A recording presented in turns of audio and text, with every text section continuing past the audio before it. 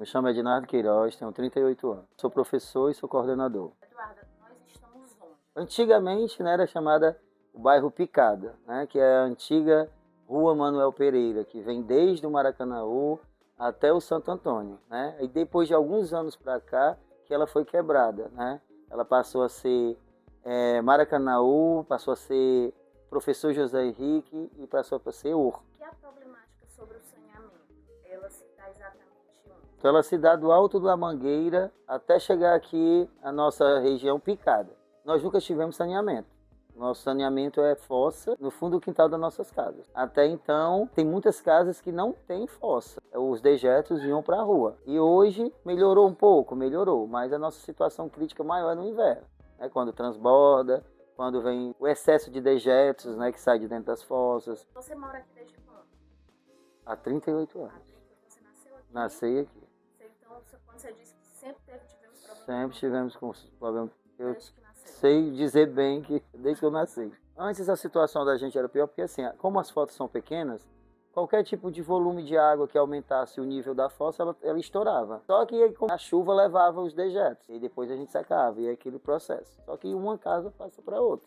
E como aqui é uma descida, o dejeto da outra caia na outra, da outra caia na outra e assim vai. E aqui sempre teve aquela história de mosquito, de tudo, por causa da circunstância das fossas transbordando, não tendo culpa também, né, os outros vizinhos, mas porque nós não temos saneamento e as fossas ficavam se abertas. Quando elas explodiam, a única coisa que nós podíamos fazer durante o inverno todo era cobrir com a lona preta, botava pedras ao redor para tentar minimizar a questão dos mosquitos. E hoje acontece ainda essa situação, mas de como era, não transpassa mais tanto para as suas casas. Mas como vocês sabem, a água procura algum caminho, né? E aí infiltra as paredes, como a fossa do vizinho explode, os dejetos ou a água suja transborda para o meu quintal. E meu quintal fica alagado. A minha mãe tem algumas plantas no quintal, a gente precisa trocar areia dentro desse local porque a areia fica podre.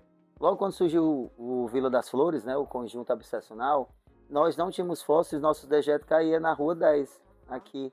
E nós brincávamos dentro da lama. E era lama preta, a gente chegava com as canelas, até as canelas de lama preta. E não tinha para onde correr a água.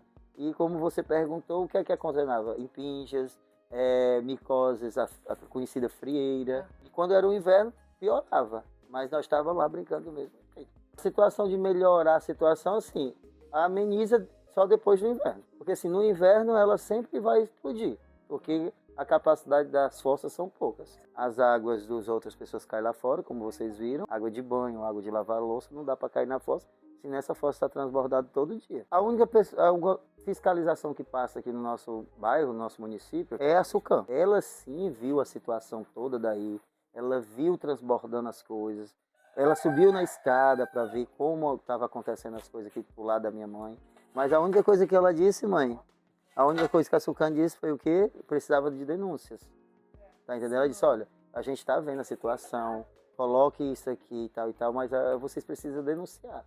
Uma coisa, por que o conjunto aqui tem saneamento e as casas ao redor não? Acordos de municípios, né? Aqui ainda tem essa história do município. É igual a divisão de Maracanaú e Pacatuba.